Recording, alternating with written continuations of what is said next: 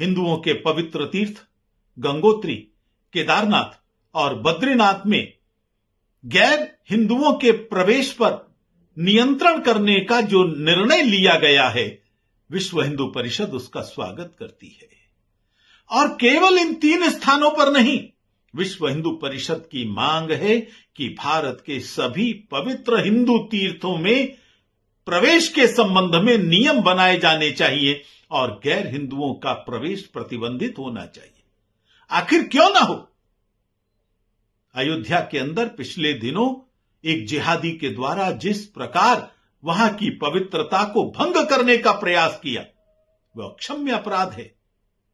जमीयतुल उलेमा हिंद के अध्यक्ष अरशद मदनी ने इस निर्णय का विरोध करते समय जिस प्रकार का विश्वमन किया है, वह घोर निंदनीय है, आपत्तिजनक है।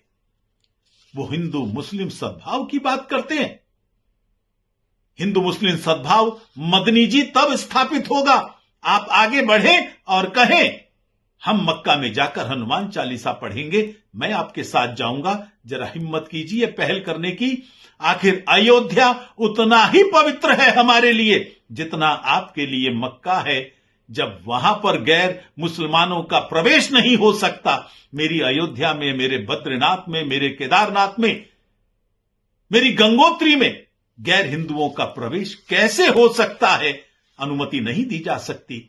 आप भूल जाते हैं रोज किस प्रकार से हमारे मंदिरों को जिहादियों के द्वारा अपमानित किया जाता है, किस प्रकार हमारी शोभा यात्राओं पर पथराव किया जाता है, किस प्रकार जब चाहे मेरी बहन बेटी को निशाना बनाया जाता है।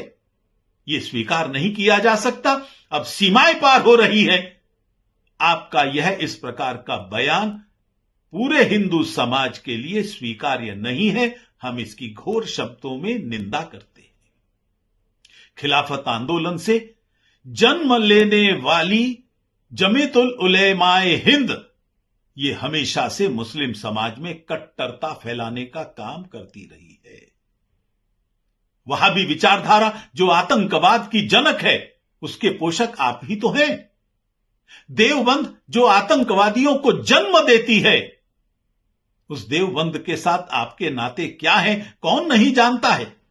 पूरे देश में कहीं भी आतंकवादी घटना हो, कहीं भी हिंदुओं पर हमले किए जाते हो, कहीं भी हमारी शोभा यात्राओं पर पथराव करने वाले लोग हों, उन सबके समर्थन पर आपका ही तो संगठन खड़ा होता है।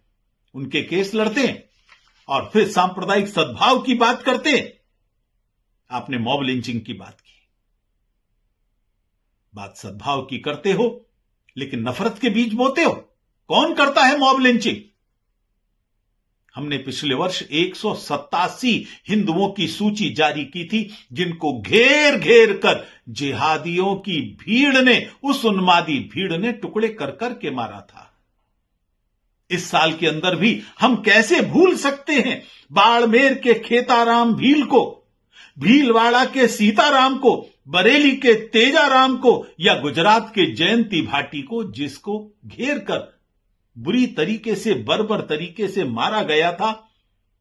अभी हम बहुत जल्द एक बड़ी सूची जारी करना चाहते हैं, जिसके अंदर सैकड़ों हिंदुओं को किस प्रकार से मॉब लिंचिंग के द्वारा भारत के जिहादियों के द्वारा मारा गया था।